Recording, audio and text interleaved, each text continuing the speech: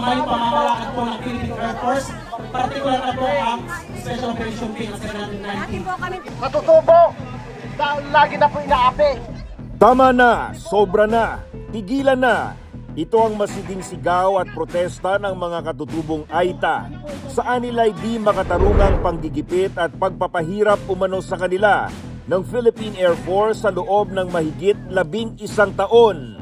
Bago kasi sila makapasok at makalabas ng kani-kanilang mga barangay, ay dadaan muna sila sa gate ng kampo ng Colonel Ernesto Ravina Air Base sa Barangay O'Donnell sa bayan ng Capas, Tarlac. Lahat po binawal. Ang mga materyales, tumutulong na po ang bubong namin. Ayaw pong papasukin ng yero. Ayaw po kaming palabasan ng mga kalakal namin. Ano pong pagkakabuhay namin? Nagugutom na po kami dyan sa Barrio Santa Juliana.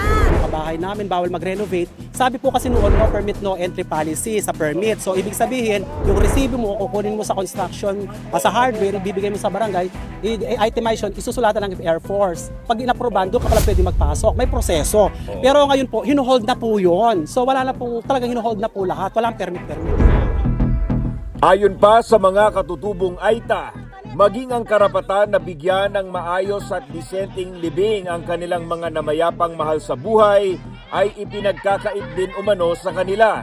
Bawal po yung paggawa po ng puntod. Yung mga buhangin, bawal po ang hollow blocks. Mabaho na po yung patay. Patay na po yung aming pamilya. Bawal po ang semento. Ano pong ilalagay namin? Banig? Ang sabi po nila, utos sa taas. Wala po sila pinapakitang black and white. Basta utos sa taas. Hindi matanggap ng mga katutubong Aita ang pagtrato sa kanila ng gobyerno lalo't tila pinapalayas na sila sa lupaing minana pa nila sa kanilang mga ninuno. Wala na nga po silang napakinabang sa gobyerno. Sila na pinaka-deprive. Sila pa itong napeperwisyo sa gobyerno. Kaya masama po ang loob namin dahil halos 90% po dyan katutubo. Ang dating po pagpapalis na kasi po bawal na ultimong pong kuryente, ultimong pong water pump. Ang dami na pong bawal. Bukas makalawa, pati panty namin kung ilang piraso ang brief. Bawal na po yan, pati bigas. Yun po ang nakikita namin sa loob ng 11 years na karanasan namin. Ibalik nila sa akin. Yun ang gusto ko.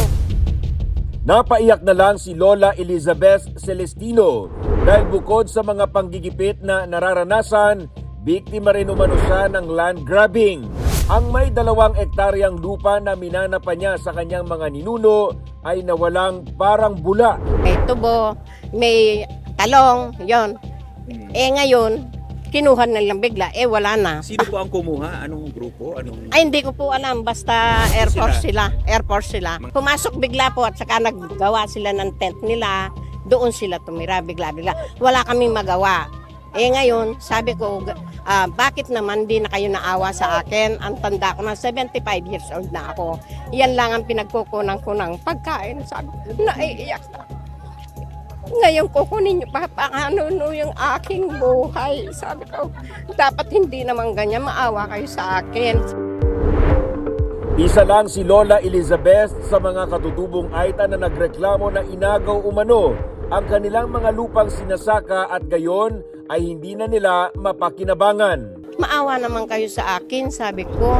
Ba't kukunin niyo yung lupa ko? Wala na akong pagkunan ng pagkain. Ngayon gusto ko, ibalik nila sa akin. Yun ang gusto ko para meron akong konting pinagkukunan ng aking kabuhayan.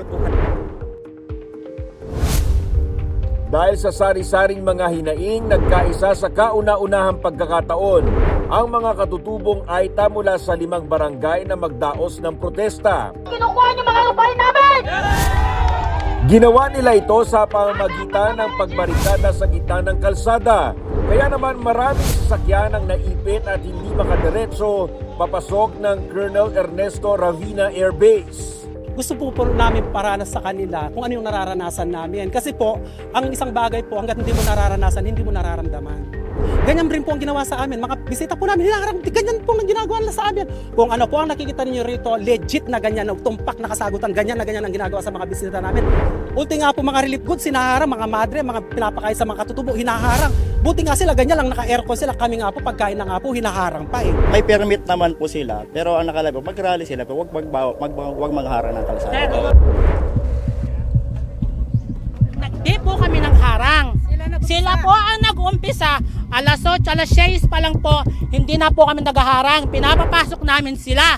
Bakit nung kami hinarang nila yung daan, manghaharang na rin kami? Sa loobin lang namin ang dinadaing namin. Pero bakit sila ayaw nila magpapasok? Multi teacher, kailangan nilang pumasok ng school, hindi sila makapasok. Nag-aaral, ayaw nila papasukin.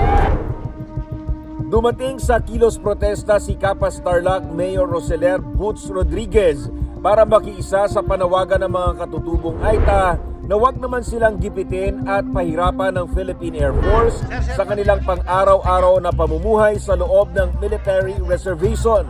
Sa Barangay Maruglu, mayroon pong metro transformer na nasusunog. Nandyan na po yung electric cooperative, yung Tarelco, ayaw pa rin papasukin. Dapat daw dumaan muna sa protocol. Kung masunog po yung poste, aaminin ko po wala po kaming magawa kasi pag sinabi po ng Philippine Air Force ito'y protocol dahil sila'y nasa loob ng military reservation, hindi po namin maipipilit yung sa amin, no? Hanggang pakiusap po, pero tumatagal po. Napakasimple po. Ang mga nagdi-deliver ng Shopee at Lazada hindi pinapapasok, nahihirapan po. Apela ni Mayor Rodriguez, pakinggan naman ang hinaing ng mga katutubong Aita at igalang ang kanilang mga karapatan sa ancestral domain. Yun po sana ang hinihiling namin sa Philippine Air Force, magipagdialogo sa amin para magkaroon ng maayos na patakaran na susundin na magkakaayos po yung aming munisipyo, ang aming kababayan at saka po ang Philippine Air Force para hindi po nagkakaganito. Sa ngayon po, ang panawagan po sana namin, kilalanin po yung kasalukuyan na pag-okupa ng aming mga kababayan dito po sa loob ng military reservation dahil mas nauna pa po sila kaysa sa pagdating po ng Air Force dito sa aming lugar. Kahit po wala kaming hawak na papel, natagal na po kami dyan. Sa tagal na po namin dyan, kami po ang nauna sa kanila, Presidente. Maawa ka sa amin, ayaw po namin ng gulo. Bigyan niyo po kaming katahimikan sa Santauliana. Tahimik po dati ang Santauliana nung wala po sila, Presidente.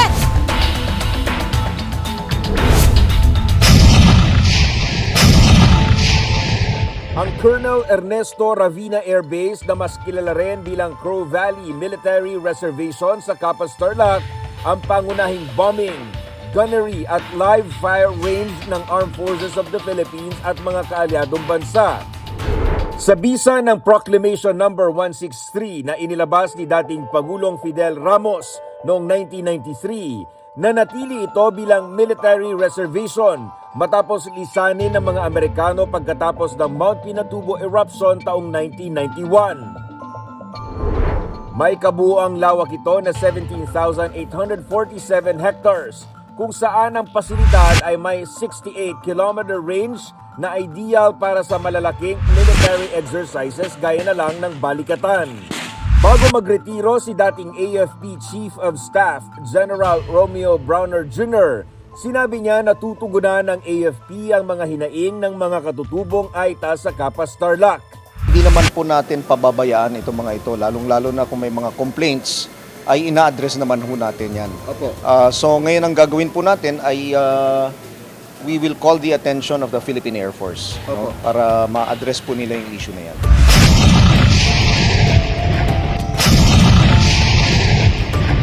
Ayon naman sa Philippine Air Force, itinagalang nila ang karapatan ng mga katutubo na magprotesta. Pero iginiit nila na kaligtasan ng mga katutubo ang kanilang prioridad lalo't isang military reservation ang lugar. Nagkakandak po tayo ng live fire exercises po natin, yung aerial combat training. It's a gunnery range. So, isa na rin po sa reason kung bakit po tayo nag-initiate kasi nga po hindi natin ina-allow yung further na pagbibuild nila ng facilities kasi it's also for their safety. Kasi nga po, this is a danger zone. Ito po ay maaari po silang mahagip ng mga live ammunition exercises na dahil ito po yung ginagamit natin dito sa Southeast Asia, no? So it's mostly talaga it's for their safety po. Sa isang opisyal na pahayag, sinabi ng Philippine Air Force na nagsasagawa na sila ng verifikasyon sa iba't ibang reklamo at paratang ng mga komunidad ng katutubong Aita. Nakikipag-ugnayan na rin sila sa LGU at sa iba pang ahensya ng pamahalaan para sa mapayapang pagresolba sa issue.